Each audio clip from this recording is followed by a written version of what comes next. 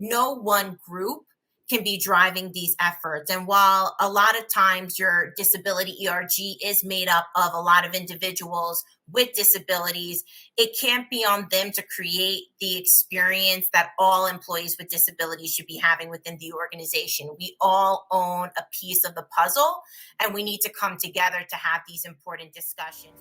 Hello. Hi, everyone, and welcome to Seen at Work, the podcast. It's the podcast where we highlight diversity, equity, and inclusion professionals and the work they're doing to help their fellow employees feel seen at work. I'm Natalia, and together with my colleagues, I help businesses build more diverse, more equitable, and more inclusive workplaces. Today, I'm excited to bring to you a conversation I had with a fellow diversity, equity, and inclusion practitioner, Victoria Gemignani. Victoria is the DEI consultant for talent acquisition at Siemens. And today we had a chance to chat all about her work supporting and developing a disability inclusion council within the organization. My, oh my, is there so much inspiration that I'm sure all of you will get from hearing about her story and about how this disability inclusion council does amazing work for the employees across Siemens. Without further ado, I'll let you jump right in. Hello, and we are here for another amazing conversation, this time with a fellow diversity, equity, and inclusion advocate who happens to be the DEI consultant for talent acquisition at Siemens. We have Victoria Gemignani on this podcast with us. Hello, Victoria. How are you? Hi, I'm doing really well. Thank you so much for having me. It's amazing to have you here. We are excited to be digging into the topic at hand. I know you have just a really interesting initiative for us to spotlight today. So we're excited to hear about it and about your general advocacy for disability inclusion. So can't wait to dig in. But first, can we please introduce you to our audience? Do you mind sharing a bit about your background and how you got to where you are today? Sure. No, absolutely. So like I said, super happy to be here. My entire career has been within human resources, mostly in the pharmaceutical realm. But I'll have to say the biggest game changer for me, where I truly found my passion, was probably back in 2017 when I had joined Merck, and I was brought in to really focus on diversity recruitment efforts. And from that moment, it really spiraled into where I'm at today, at Siemens as a consultant around diversity, equity, and inclusion, making sure that as an organization, we're being very intentional on who we partner with, how we're branding ourselves, and also being very intentional in retaining that talent as well. So it's been a really great journey getting to work both in the recruitment and employer brand space, and really hope I can provide some insight around some opportunities around disability inclusion. Amazing. Yes. And I'm sure you can, based on that background and based on a little bit of what we were able to discuss off camera.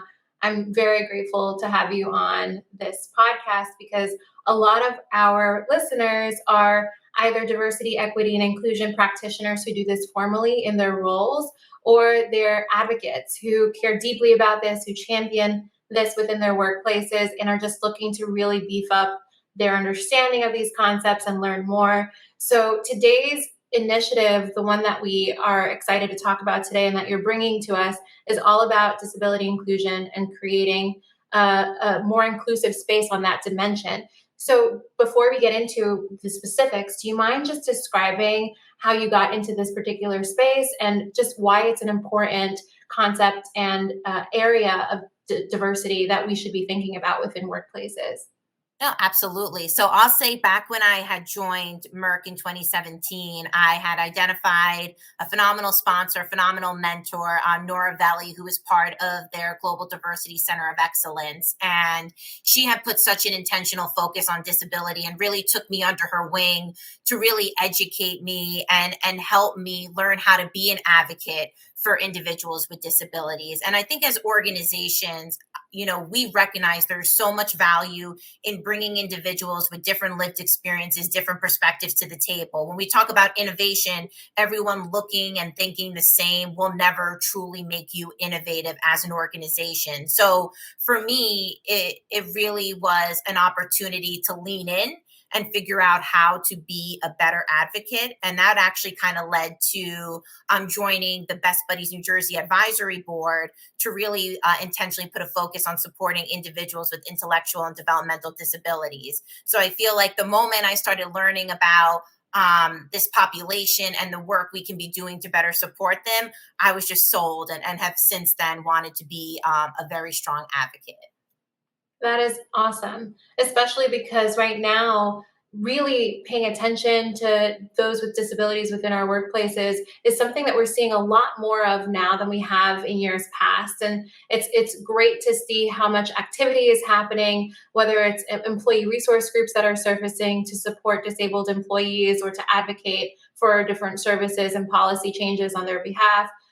Or even just some of the things that we'll describe today, a council like the one that you're going to describe today. So maybe if you can also speak to some of those dynamics and the ways that people are starting to invest in this space around disability inclusion. I'm not sure how much you've seen that space change and grow lately within Merck or within Siemens or elsewhere. It might be nice to hear. No, absolutely. And I'll say, especially from my standpoint, sitting in a recruitment function, Mm, people with disabilities, the unemployment rate is astronomical. And mm, as organizations, we are recognizing more and more the value of targeting this talent. And that's both at an early career level and a professional level. But it even goes beyond recruitment. Like from a supplier diversity standpoint, are you partnering with disability owned business enterprises? mm, When we think about the way we communicate, are we doing so in an inclusive manner? There is mm, so much that goes into creating this experience. And what's so important for organizations to realize is by putting this work in, you're not just benefiting people with disabilities, but you're creating an inclusive space for everybody. And I right. think that's a perspective that organizations really need to understand.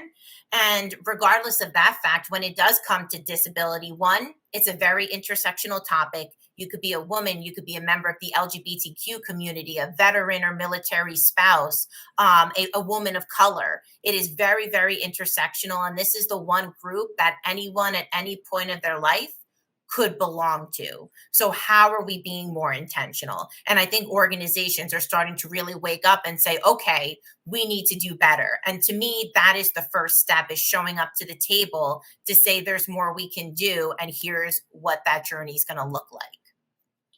And that, is exactly what it sounds like you were able to do with the creation of this council, which sounds like an evolution beyond the support that Siemens has already been offering its employees through the employee resource group you described. So, can you tell us a little bit about what we're here to talk about, this initiative, this council, and how it emerged?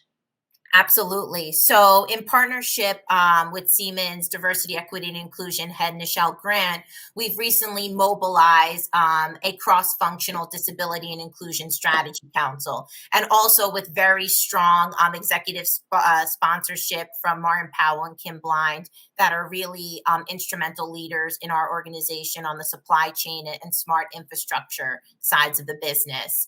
What I'll say is we recognize that we are on a journey. And there is so much we have an opportunity to address, but it is not the responsibility of one person or one team.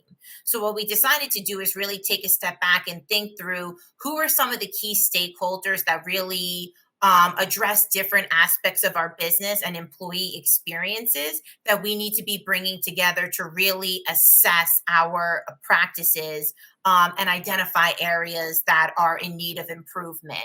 So, as we were working through this exercise, we identified areas like benefits, talent acquisition, which is where I sit, communications, information technology, supplier diversity, digital accessibility, which will fall under IT, but also our facility accessibility when we think about our Siemens real estate team, and really wanted to incorporate these key stakeholders to understand what they're doing, what does current state look like, and if there's areas in need of opportunity, how do we come together to address them and share that knowledge with the broader organization? And it sounds like you're really tapping into how broadly impactful this work can be and should be in order to ensure that employees across the entire experience of their lifetime within the company are touched and impacted by the work that you do. Is that fair to say? Absolutely. And even if you think about, and I'll think around accommodations, there's an accommodation when you are an applicant looking to apply to a role with the company, but then there's also the accommodations when you are an employee. And what is that Mhm. experience like? And that's really what we wanted to get at. And what I'll say was very instrumental was partnering with our Siemens Ability Employee Resource Group. I can't say enough about the value employee resource groups, employee business resource groups bring to organizations, because as much as we want to intentionally address systemic barriers we have within our organizations, we need to tap into those individuals with lived experience to understand exactly what those are, so we're not making assumptions around where we need to begin.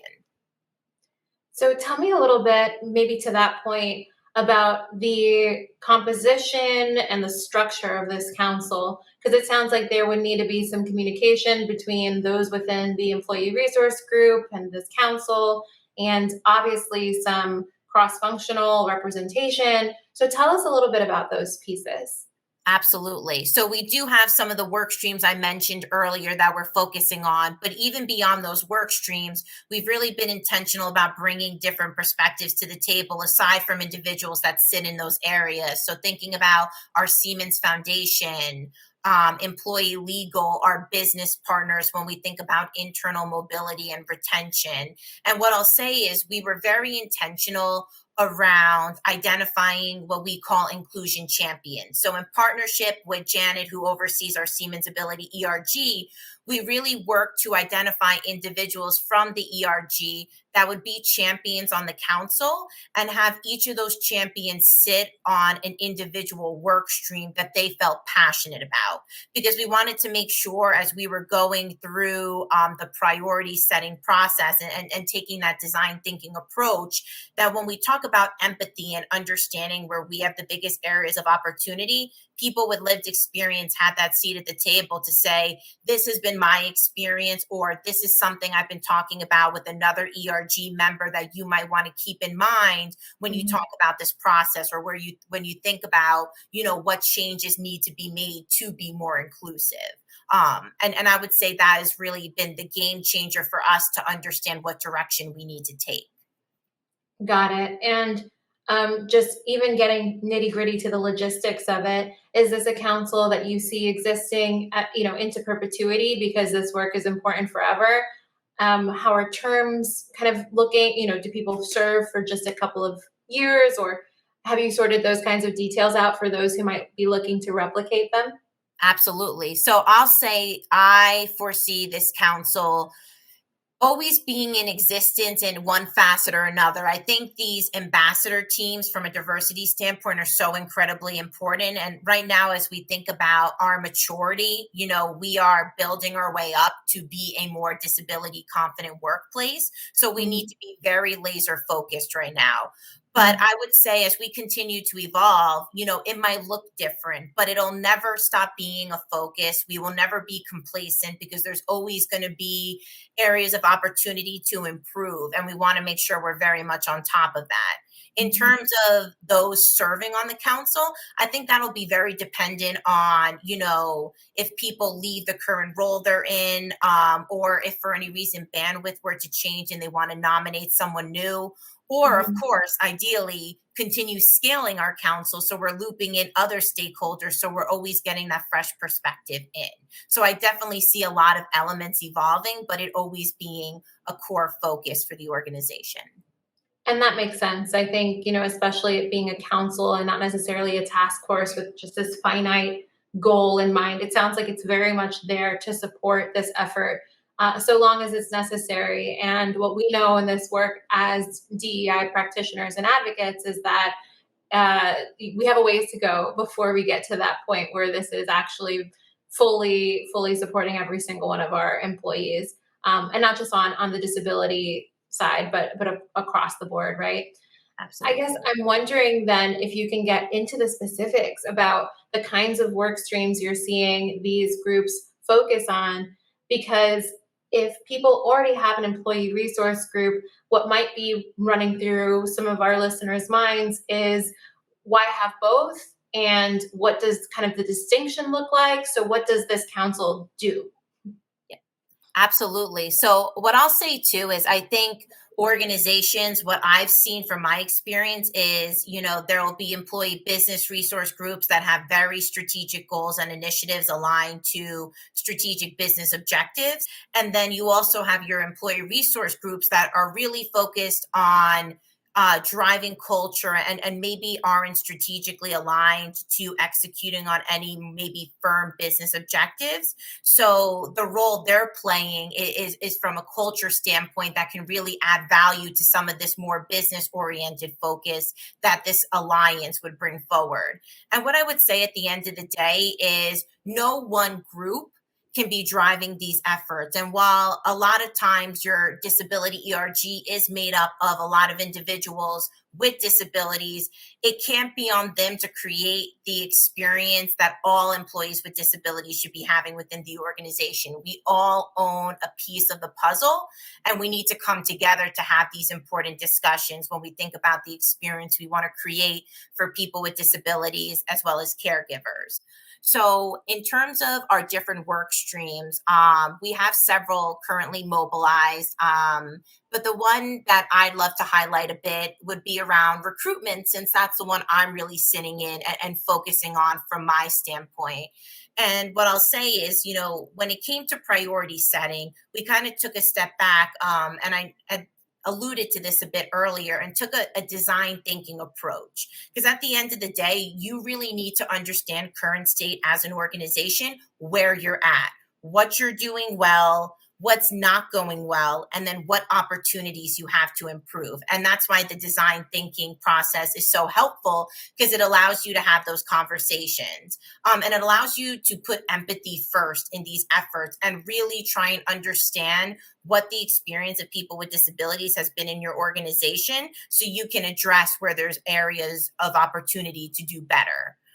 So after doing some of that initial empathy practice, right now we're very much in ideation and thinking through, based on current state, where do we really want to focus our efforts? And what I can share from a recruitment standpoint is we bucketed this into 3 different areas. And for some perspective, under our recruitment work stream is our head of our Siemens Ability ERG, myself, one of my colleagues who's also in talent acquisition, a business partner, and another talent acquisition sourcer from another area of the business. Mhm. And when we sat down, the 3 areas we were focusing on is 1, training.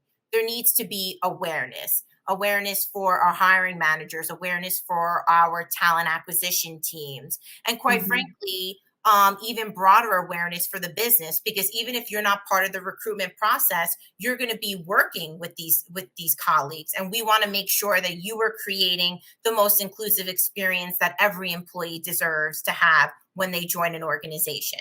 The Mhm. second piece would be thinking through external recruitment efforts.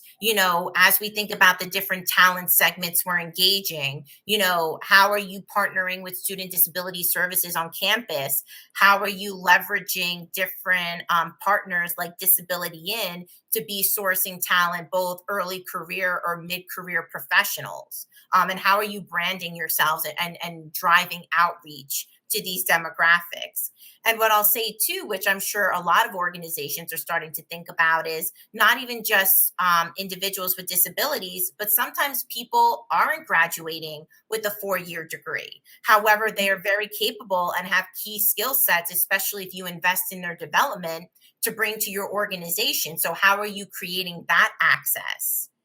And then I'd say the last piece was internal mobility and retention. How are we making sure we're not only bringing this talent through the door, but we're developing them, whether it's a lateral move, maybe they're growing within the area that they're looking to specialize, but how are we making sure that they are being invested in? Mhm. So that's really kind of the areas that we've been talking a lot about as a work stream and are putting very intentional goals in place to be sure that we're able to continue diversifying our ecosystem, to be leveraging our growth talks in a more intentional way, and to really leverage our learning team as much as possible to educate people and allow them to take these learnings at the optimal time for them so they can really be intentional on taking that information in. Got it. Got it. And what I'm hearing based on what you're saying is a few things. The first is that it sounds like even organizations that don't currently have employee resource groups for or related to disability can be creating this council to really action on some of these things. And that's one thing I'm hearing. So correct me if I'm wrong. But another thing I'm hearing is also that um, there's a lot of variability in how not just functionally this can be tackled and improved, but also maybe because of the broad nature of the community and the population itself, there are a lot of different ways to think about the impact that's possible. Mhm. So can you speak to that broad nature and how the council adjusts to supporting those with disabilities on different dimensions? In terms of how broad and vast that community is. Yes, absolutely. I mean, at the end of the day, the idea of this cross functional council is really impacting every facet of an employee's experience, or quite frankly, an applicant's experience. And we all know disability is very broad. So the accommodations some people might need, the accessibility that some individuals may need when they're coming on site, and being mindful of creating a space that they can comfortably come in.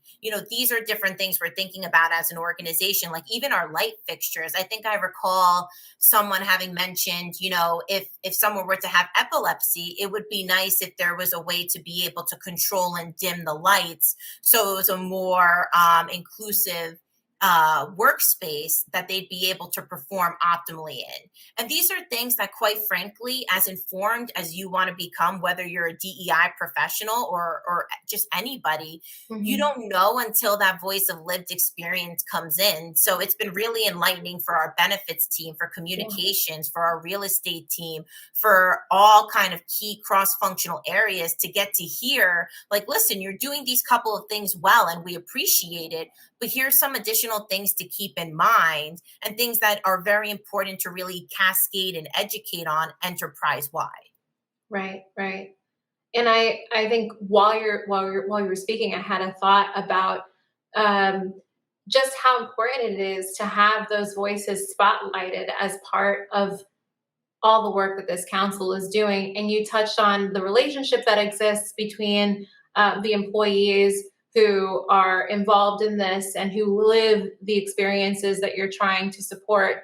Um, what does that look like practically? Are you having sit down conversations? Are you doing storytelling events with the council and employees who identify as having disabilities? Or what is the approach to ensuring that you're getting that deeper understanding from them? Absolutely. So I'll say, when we were doing the empathy exercises, we really made it a point to have that sit down conversation. I think there's a lot of ways to capture feedback. And I know a lot of times, here's a survey. Like, we love to hear what you have to say. And I feel like sometimes, and that's not always the most effective way. People are nervous about how their words can be construed. People might not necessarily take it seriously because they might feel as though, okay, I'm giving you this feedback, but what are you going to do about it? Right. Whereas we came forward and said, we've developed this council because we know we have an opportunity to do better. And with that, we want to make sure that we are understanding your experience so we can focus on these key areas foundationally to identify any systemic barriers and then continue to scale these efforts moving forward. And I think that's the biggest piece. This cannot be a check the box exercise. This cannot be performative. You have to intentionally want to understand the lived experience of these colleagues, and making sure that as you're identifying areas that can be improved, you are solutioning and understanding what needs to be put into place to do better. And by no means do I say you are going to figure everything out in a year and everything's going to get off the ground in in a couple minutes, not at all. But if employees see the effort, that's going to really allow them to feel more comfortable at work. We always talk about bring your whole self to work. And I think it's important, but I think that in itself has just become a buzz term and very performative versus authentically creating the space so they can do just that. Right. And, you're tapping into what maybe is my next line of questioning, because that sounds like it might be a challenge all by itself, ensuring that this whole experience, this whole exercise doesn't turn into some sort of check the box opportunity where, people sit down for this council, but don't really see action or don't really listen to those who are most impacted by what the council is trying to do. To that point, are there other challenges that you're aware of or that you've encountered that you think listeners seeking to potentially replicate this council should be aware of? Absolutely. So I'll say for starters, many of us work at very complex organizations. And a lot of times, when it comes to culture, you have an overarching culture within your organization, but then within various divisions and business units, you also have your own culture that you're creating. So I think as you build out these councils, at the end of the day, you can't realistically bring everybody together per se, but you also need to make sure you're not operating in a silo. So really finding ways to communicate with broader diversity councils, being proactive around creating resources, putting accountability measures in place. So this isn't just staying maybe within a brief area of the business. Maybe you'll pilot an initiative with an area of the business, great, but what's the intentional focus behind that? To share it more broadly so other areas adopt that way of thinking. So that's the same way you need to look at mobilizing a council like this is, you could start with a manageable number, pick key stakeholders to loop in, but make sure that you're being very transparent around what you're doing so it starts getting ingrained in the broader business. I would say that is something huge to keep in mind as you're mobilizing these efforts. Right. Especially in a large, complex organization like yours. And I imagine that's something that would be standing out to people as they're hearing how involved this would be. You also mentioned accountability metrics, and I imagine that there may be some challenges in some of those aspects of this kind of council. Are there? Do you mind speaking to that a little bit? Yeah, absolutely. So I would say, as organizations, we're always talking about wanting to do better. We're having conversations with managers. They're like, yes, I want to bring this talent in. I want to diversify my workforce. I want to create this inclusive experience, which that piece to me is the most important and foundational to diversifying your workforce. But a lot of times there's this fear of, but what if I say the wrong thing? Or what if I do the wrong thing? And that's valid. And I think there is, this misconception to say that I have to get everything perfect and that, if I say the wrong thing, like they're going to quit or I'm going to look like a bad manager. But this is the opportunity where councils like this or learning teams or your broader HR teams have a great opportunity to train and educate the workforce. I attended a conference the other week and one of the gentlemen presenting said, when you meet one person with a disability, you've met one person with a disability. And I thought that was incredibly powerful to say, never generalize someone, whether they have a disability or not. So if you don't know if you're saying the right thing or if you're potentially taking the right action, just ask.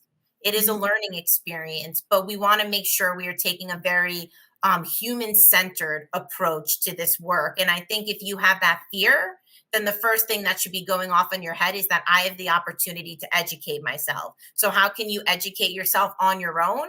But then how can you bring this up to your colleagues in HR, your colleagues in learning to say, I know this is an area of opportunity for me. I'm sure some of my other fellow managers might feel the same way. How do we build in some education opportunities so we can do better?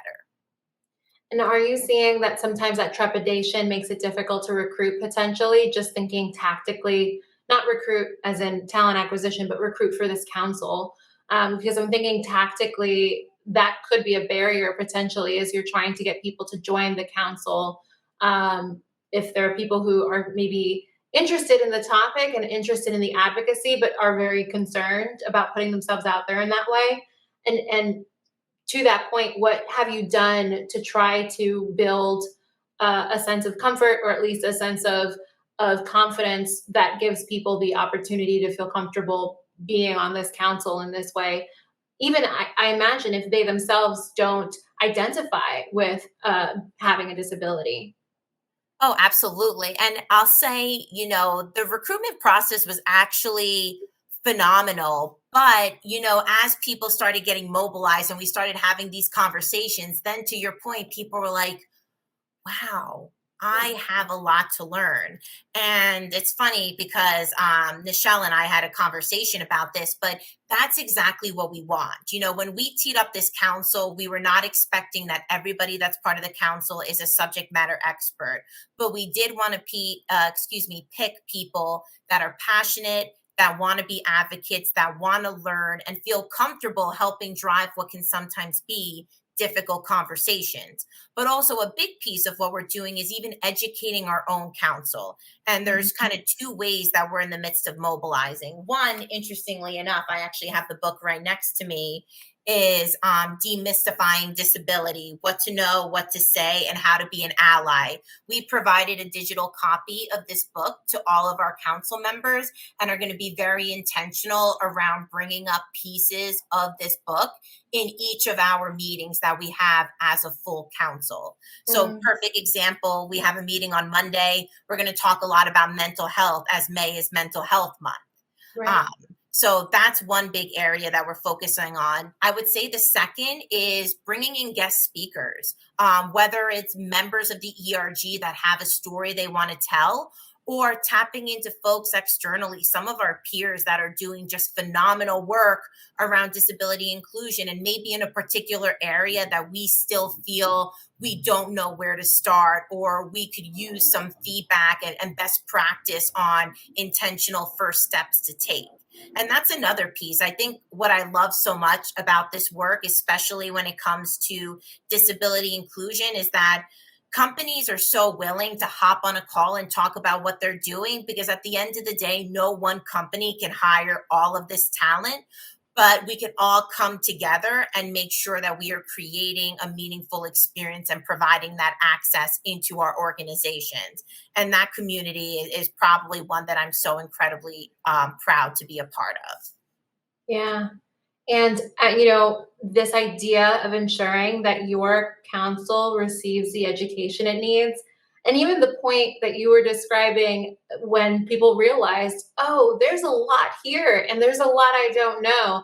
All of that, it sounds like such a beautiful opportunity, not just to educate those within the council, but given how cross-functional this council is, it also is almost a little bit like an ambassador allyship program of sorts, where you're also distributing people into their own divisions and workforces within the company, who now have this newfound understanding developing, but newfound, all the while they're out here having these conversations and advocating. So it's just really beautiful to hear about that piece of it, which I hadn't fully connected until you said that. And thank you for sharing that resource. I'm sure people have written that down as a book that they will be picking up to really learn more about this. I want to move us into advice that you have related to this topic, or related broadly to diversity, equity, and inclusion. Before I do, are there any other challenges that you want to throw in there that might be potential watch outs for people before we make that transition? I don't want to exhaust that if we haven't actually exhausted it. No, absolutely. I think the one thing I'll say, and I'm sure any of my peers that are DEI professionals are probably feeling a bit of that DEI fatigue. Like, you're having a lot of these difficult conversations, and sometimes it feels like you're not getting through to somebody, and you're trying to be extremely, emotionally intelligent. I would say keep pushing through. There's nothing more impactful than, having these conversations with people and leading them to have this better understanding that they didn't previously. And it's not always easy, but it is always worthwhile. So if there's anything I can say, is keep going, you're awesome. It's going to get better and they're going to get it. But just don't get discouraged if it takes a bit longer than you hope, because it is a journey. And that's definitely something that I think is really important to keep top of mind as you're driving this work, whether it's disability driven or any other broader DEI topic. Yeah, totally. And that almost sounded like a challenge and advice wrapped up in one, because certainly a challenge sometimes doing this work and feeling that fatigue that is very natural for all of us. But also, it's helpful to hear you bring that encouragement and encourage all of us to keep going, because this work is just too important. Do you have any other words of advice you want to share before we close out? Absolutely. So I would say if mobilizing this council sounds like something you're interested in doing, absolutely do it. As a DEI professional, I can't say enough. This work cannot be performative. And while we are natural advocates, creating the space for people to advocate for themselves is extremely impactful and something that we have a huge opportunity to drive to see that systemic change within the organization. So by mobilizing this council, by mobilizing these champions, you're able to do just that. And while all of us are at a different stage of our disability inclusion journey as organizations, just showing up and taking these first steps is going to make a difference for your employees. It's going to make them feel that sense of belonging that we want them to have. And I just say, go for it. And I am more than happy to be accessible if anybody needs a sounding board, because I feel so strongly about this approach. Awesome. And I mean, to that point, if you're offering, we'll have Victoria's information up on our site, and I'm sure you'll be available, on all the socials to make sure that if people are interested in checking in with you, they can. But even just you're taking the time today to talk about this council, to talk about your experience, to talk about your perspective on how important it is for us to talk about disability inclusion within workplaces. It's gone a long way, I'm sure, to supporting some of our listeners in their advocacy on this front. So thank you so much, Victoria, for being here with us and for sharing your knowledge today. Awesome. Thank you so much for having me. It's been a pleasure. And I really hope everyone found value in some of this insight. So thank you. Of course.